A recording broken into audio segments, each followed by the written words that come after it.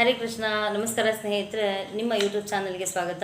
ಈ ದಿನ ನಾನು ಕುಂತಿ ಅನ್ನೋ ಮುಖ್ಯ ಪಾತ್ರ, ಮಹಾಭಾರತದಲ್ಲಿ ಬರುವಂತಹ ಧರ್ಮನಿಷ್ಠನಾದಂತಹ ಪಾಂಡವರ ತಾಯಿ ಕುಂತಿಯ ಒಂದು ಕಥೆಯನ್ನು ನಾನು ಹೇಳಲು ಬಯಸುತ್ತೇನೆ.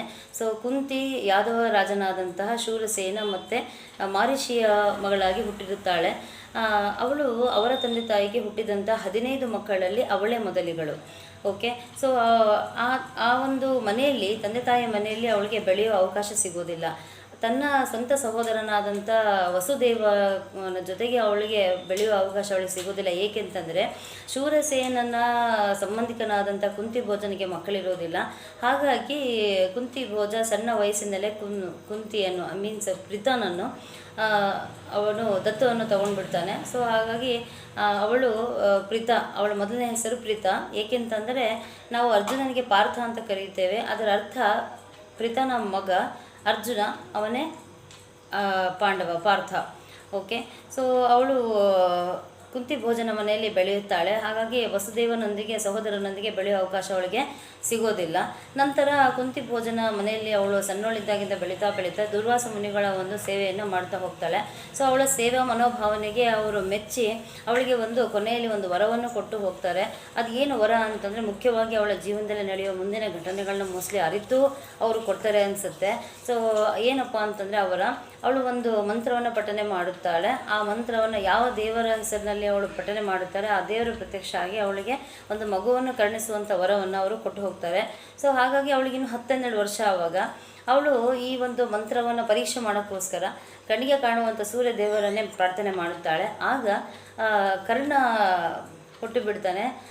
ಕರ್ಣ ಹುಟ್ಟಿದಾಗ ಇನ್ನೂ ಮದುವೆ ಆಗದಿರೋ ಕನ್ಯೆಯ ಕೈಯಲ್ಲಿ ಮಗುವನ್ನು ನೋಡಿದ ಜನ ಏನಂತಾರೆ, ಸಮಾಜಕ್ಕೆ ಅಂಜಿ ಆ ಮಗುವನ್ನು ಅವಳೇನು ಮಾಡ್ತಾಳೆ, ನೀರಿಗೆ ಬಿಟ್ಬಿಡ್ತಾಳೆ. ಸೊ ಹಾಗಾಗಿ ನಂತರ ಎಷ್ಟೋ ವರ್ಷಗಳ ನಂತರ ಅವಳು ಪಾಂಡು ರಾಜ, ಹಸ್ತಿನಾಪುರದ ರಾಜ ಪಾಂಡುವನನ್ನು ಮದುವೆ ಆಗುತ್ತಾಳೆ. ಸೊ ಪಾಂಡುವಿನ ಮದುವೆಯಾಗಿ ಎಷ್ಟೋ ದಿನಗಳ ನಂತರ ಗೊತ್ತಾಗುತ್ತದೆ, ಪಾಂಡು ಮಹಾರಾಜನಿಗೆ ಒಂದು ಶಾಪ ಇದೆ. ಅವನು ದೈಹಿಕವಾಗಿ ದುರ್ಬಲನಾಗಿರುತ್ತಾನೆ. ಸೊ ಶಾಪ ಏನಪ್ಪ ಅಂತಂದರೆ, ಒಂದು ದಿವಸ ಬೇಟೆಗೆ ಹೋದಾಗ ಕಿಂದಾಮ ಮಹರ್ಷಿಗಳು ತನ್ನ ಹೆಂಡತಿಯೊಂದಿಗೆ ಜಿಂಕೆಯ ಜೋಡಿಯ ರೂಪದಲ್ಲಿ ಅವರು ಮಿಲನ ಹೊಂದುತ್ತಾ ಇರಬೇಕಾದ್ರೆ ಇವನ ಬಾಣ ಬೇಟೆ ಆಡುತ್ತಾ ಇರುವಾಗ ಪಾಂಡುವಿನ ಬಾಣ ಹೋಗಿ ಅವರಿಗೆ ತಾಕಿಬಿಟ್ಟು ಅವರು ಸಾಯುವ ಒಂದು ಸ್ಥಿತಿಗೆ ಬರ್ತಾರೆ. ಸಾಯುವ ಮುನ್ನ ಇವನಿಗೆ ಒಂದು ಶಾಪವನ್ನು ಕೊಟ್ಬಿಡ್ತಾರೆ. ಏನಪ್ಪ ಅಂದರೆ, ನೀನು ಕೂಡ ಇದೇ ರೀತಿಯಾಗಿ ನಿನ್ನ ಹೆಂಡತಿಯವರೊಂದಿಗೆ ಮಿಲನ ನೀನು ಹೊಂದುತ್ತಾ ಇರಬೇಕಾದ್ರೆ ನಿನಗೂ ಮರಣ ಸಂಭವಿಸಲಿ ಅಂತ ಹೇಳಿ ಅವನಿಗೆ ಶಾಪವನ್ನು ಕೊಟ್ಬಿಡ್ತಾರೆ. ಈ ರೀತಿಯಾಗಿ ಈ ಒಂದು ಘಟನೆ ನಂತರ ಪಾಂಡು ಮಹಾರಾಜ ತುಂಬಾ ಬೇಸರಗೊಂಡು ಹಸ್ತಿನಾಪುರದಿಂದ ಬಿಟ್ಟು ಇಬ್ಬರು ಹೆಂಡತಿಯರೊಂದಿಗೆ ಕಾಡಿನಲ್ಲಿ ವಾಸವಾಗಲಿಕ್ಕೆ ಶುರು ಮಾಡ್ತಾನೆ. ಸೊ ಕಾಡಿನಲ್ಲಿ ವಾಸವಾಗ್ತಾ ಇರಬೇಕಾದ್ರೆ ಗಂಡನ ಒಂದು ಸ್ಥಿತಿಯನ್ನು ಅರಿತು ಬುದ್ಧಿವಂತೆ ಆದಂತಹ, ಶಕ್ತಿಯ ಸೆಲೆಯಾದಂತಹ ಕುಂತಿ, ಸಹನಶೀಲರಾದಂಥ ಕುಂತಿ ಈ ದುರ್ವಾಸ ಮುನಿಗಳ ವರದ ಬಗ್ಗೆ ಅವಳು ಪಾಂಡುವಿಗೆ, ತನ್ನ ಗಂಡನಿಗೆ ಹೇಳುತ್ತಾಳೆ. ಸೊ ಕುಂತಿ ಯಾವಾಗಲೂ ಒಂದು ಪ್ರೀತಿಯ ಸಂಕೇತ, ಒಂದು ಮಾರ್ಗದರ್ಶನ ಸಂಕೇತ ಆಗಿರ್ತಾಳೆ. ಆದರೆ ಎರಡನೇ ಹೆಂಡತಿ ಆದಂಥ ಮಾದ್ರಿ ಅವಳಿನ್ನೂ ಯೌವನದಲ್ಲಿ ಇರೋದ್ರಿಂದ ಕಾಮ ಮತ್ತು ಯೌವನದ ಸಂಕೇತ ಆಗಿರ್ತಾಳೆ. ಸೊ ಈ ಒಂದು ವರದ ಬಗ್ಗೆ ಹೇಳಿದಾಗ, ದುರ್ವಾಸ ಮುನಿಗಳ ವರದ ಬಗ್ಗೆ ತನ್ನ ಗಂಡನಿಗೆ ಹೇಳಿದಾಗ ಪಾಂಡುರಾಜ ತುಂಬ ಸಂತೋಷ ಪಡ್ತಾನೆ. ಸೊ ಹಾಗಾಗಿ ಮೊದಲನೇದಾಗಿ ಅವರು ಧರ್ಮ ದೇವತೆಯನ್ನು ಕರೆಯುತ್ತಾಳೆ. ಸೊ ಅದು ಕುರಿತು ಪ್ರಾರ್ಥನೆ ಮಾಡಿದಾಗ ಧರ್ಮರಾಯ ಹುಟ್ಟುತ್ತಾನೆ. ಎರಡನೆಯದಾಗಿ ವಾಯು ದೇವರನ್ನು ಅವಳು ಪ್ರಾರ್ಥನೆ ಮಾಡಿ ಮಂತ್ರವನ್ನು ಹೇಳಿದಾಗ ಭೀಮಸೇನನು ಹುಟ್ಟುತ್ತಾನೆ. ಮೂರನೇದಾಗಿ ದೇವರುಗಳ ಒಬ್ಬ ರಾಜನಾದಂಥ ಇಂದ್ರನನ್ನು ಪ್ರಾರ್ಥನೆ ಮಾಡಿದಾಗ ಅರ್ಜುನ ಹುಟ್ಟುತ್ತಾನೆ.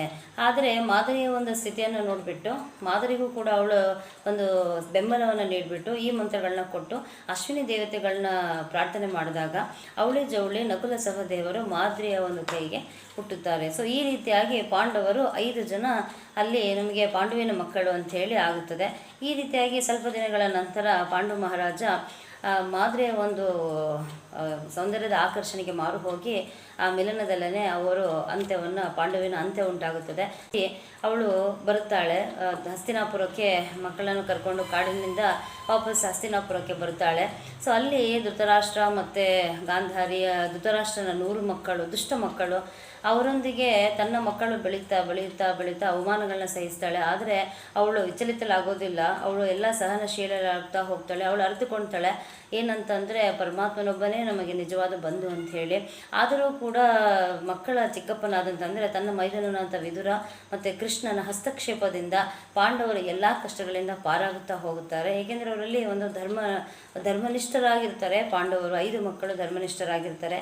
ಹೀಗೆ ಅವಳು ಇರಬೇಕಾದ್ರೆ ಮಕ್ಕಳಿಗೆ ಆಗ್ತಾ ಇರುವಂಥ ಅನ್ಯಾಯನ ಅವಳಿಗೆ ಸಹಿಸೋಕ್ಕಾಗೋದೇ ಇಲ್ಲ.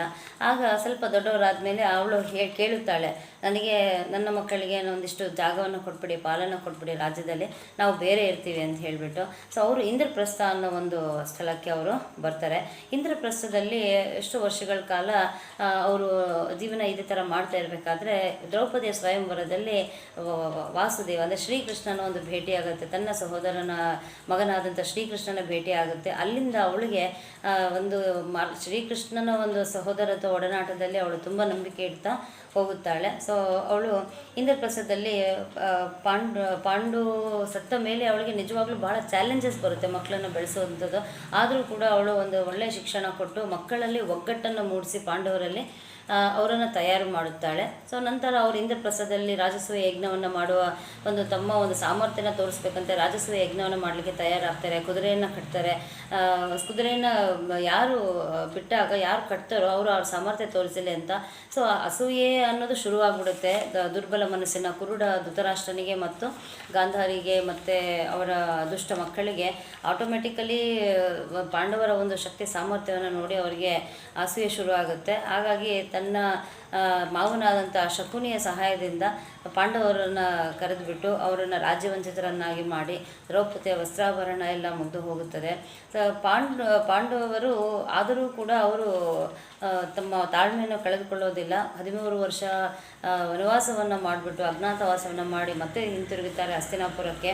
ಆದರೂ ಕೂಡ ಅವರಿಗೆ ಸೂಜಿ ಮನೆಯಷ್ಟು ಜಾಗವನ್ನು ಕೊಡಲ್ಲ ಅಂತ ಹೇಳಿದಾಗ ದುರ್ಯೋಧನ ಕುಂತಿಯೇ ನಿರ್ಧಾರ ತಗೊಳ್ತಾಳೆ. ಏನಂತ ಅಂದರೆ ನೀವು ಯುದ್ಧಕ್ಕೆ ರೆಡಿಯಾಗಿ, ಏಕೆಂತಂದರೆ ಹೋರಾಡಲೇಬೇಕು. ನೀವು ಧರ್ಮದಿಂದ ನೀವು ವನವಾಸ ಅನುಭವಿಸಿ ಬಂದಿದ್ದೀರಾ.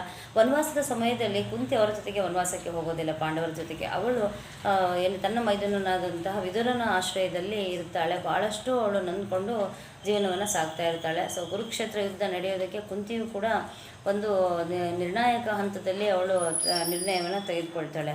ಓಕೆ, ಸೊ ದ್ರೌಪದಿಯ ಸ್ವಯಂವರವನ್ನು ಮಾಡಿಕೊಂಡು ಪಾಂಡವರು 5 ಜನ ಬಂದಾಗಲೂ ಕೂಡ ಕುಂತಿ ಏನು ಮಾತು ಹೇಳ್ತಾಳೆ ಅದು ಕೂಡ ನಮಗೆ ಅಸಾಧ್ಯ ಮತ್ತು ಅಸತ್ಯ ಅನಿಸ್ಲಿಕ್ಕೆ ಶುರುವಾಗುತ್ತೆ. ಆದರೂ ಕೂಡ 5 ಜನ ಮಕ್ಕಳು ತಮ್ಮ ತಾಯಿಯ ಒಂದು ಮಾತನ್ನು ಪಾಲನೆ ಮಾಡುತ್ತಾರೆ. ಇದರಲ್ಲಿ ಅವರಿಗೆ ಧರ್ಮರಾಯನ ಮೇಲೆ ಅವಳ ನಿರ್ಣಯವನ್ನು ಬಿಟ್ಬಿಡ್ತಾಳೆ. ಸೊ ಧರ್ಮರಾಯ ನೀನೇ ಇದಕ್ಕೆ ನಿರ್ಧಾರ ತಗೋ ಅಂತ. ನಿಜವಾಗ್ಲೂ ದ್ರೌಪದಿಯನ್ನು ಗೆದ್ದಿದ್ದು ಅರ್ಜುನ. ಆದರೂ ಕೂಡ ಅರ್ಜುನ ಮದುವೆ ಆಗೋ ಪರಿಸ್ಥಿತಿಯಲ್ಲಿ ಇರೋದಿಲ್ಲ. ದೊಡ್ಡಣ್ಣವರು ಮದುವೆ ಆಗದೇನೆ ಅರ್ಜುನ ಕೂಡ ನಿರ್ಧಾರ ತೆಗೆದುಕೊಳ್ಳೋದಿಲ್ಲ. ಆದರೂ ಕೂಡ ಕುಂತಿಯ ಒಂದು ಗುಣ ಮತ್ತು ಕುಂತಿಯ ಒಂದು ಬುದ್ಧಿವಂತಿಕೆ ಮಾರು ಹೋಗೋದವರೇ ಇಲ್ಲ. ಸೊ ದ್ರೌಪದ ರಾಜನಿಗೆ ಹೇಳಿಬಿಡ್ತಾರೆ, ನಾವು 5 ಜನನೂ ದ್ರೌಪದಿಯನ್ನು ಮದುವೆ ಆಗ್ತೀವಿ ಅಂತ ಹೇಳಿಬಿಟ್ಟು. ಹೀಗೆ ಕುಂತಿ ಎಲ್ಲ ಒಂದು ಹಂತದಲ್ಲಿ ಕೂಡ ತನ್ನ ಮಕ್ಕಳಿಗೆ ಒಳ್ಳೆಯದನ್ನು ಹೇಳಿಕೊಡ್ತಾ ಹೋಗ್ತಾಳೆ. ಅವಳ ನಿಜವಾದ ತಾಯಿ ಕುಂತಿ ಮಾತೆ ದ್ರೌಪದಿಗೂ ಕೂಡ ಸಾಕಷ್ಟು ಬೆಂಬಲವನ್ನು ಅವಳು ಕೊಡ್ತಾ ಹೋಗ್ತಾಳೆ. ಕುರುಕ್ಷೇತ್ರ ಯುದ್ಧದಕ್ಕಿಂತ ಮುಂಚೆನೇ ಅವಳು ಕರ್ಣನ ಮಗ ಅಂತ ಒಪ್ಕೊಳ್ತಾಳೆ. ಆದರೂ ಕೂಡ ಸಮಾಜಕ್ಕೆ ಹೇಳೋಕ್ಕಾಗ್ತಿರಲ್ಲ. ನಂತರ ಮಹಾಭಾರತ ಯುದ್ಧದಲ್ಲಿ ಗೆದ್ದ ನಂತರ ಪಾಂಡವರನ್ನು ಅವಳು ಒಪ್ಪಿಕೊಂಡು ಹಸ್ತಿನಾಪುರದ ರಾಜರನ್ನಾಗಿ ಮಾಡಿದಾಗ ಸ್ವಲ್ಪ ದಿನಗಳ ಕಾಲ ಅವ್ರ ಜೊತೆಗೆ ಇದ್ಬಿಟ್ಟು ನಂತರ ಅವಳು ಕಾಡಿಗೆ ಹೋಗುತ್ತಾಳೆ. ಯಾರೊಂದಿಗೆ? ಗಾಂಧಾರಿಯೊಂದಿಗೆ, ಧೃತರಾಷ್ಟ್ರನೊಂದಿಗೆ, ಸಂಜಯನೊಂದಿಗೆ, ವಿದುರನೊಂದಿಗೆ ಕಾಡಿಗೆ ಹೋಗುತ್ತಾಳೆ.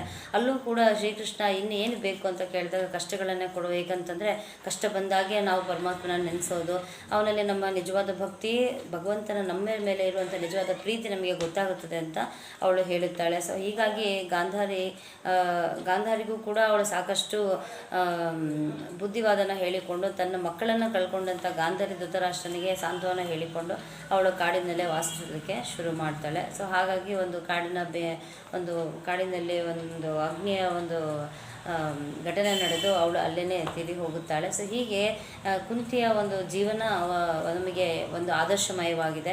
ತ್ಯಾಗಕ್ಕೆ ಒಂದು ಒಳ್ಳೆಯ ತಾಯಿಯಲ್ಲಿ ಇರಬೇಕಾದಂಥ ಎಲ್ಲ ಗುಣಗಳು, ಎಷ್ಟು ಅವಳು ಚಾಲೆಂಜಸ್ಸನ್ನು ಸ್ವೀಕಾರ ಮಾಡಿ ಪಾಂಡು ಇಲ್ಲದೇ ಇದ್ದರೂ ಕೂಡ ಪಾಂಡವರನ್ನು ವಿಶ್ವವಿಖ್ಯಾತರನ್ನಾಗಿ ಮಾಡಿದಳು ಅನ್ನೋದು ನಮಗೆ ಅರ್ಥ ಆಗುತ್ತದೆ. ಓಕೆ, ಧನ್ಯವಾದಗಳು ಸ್ನೇಹಿತರೆ. ನನ್ನ ಚಾನಲ್ಗೆ ಸಬ್ಸ್ಕ್ರೈಬ್ ಮಾಡಿ.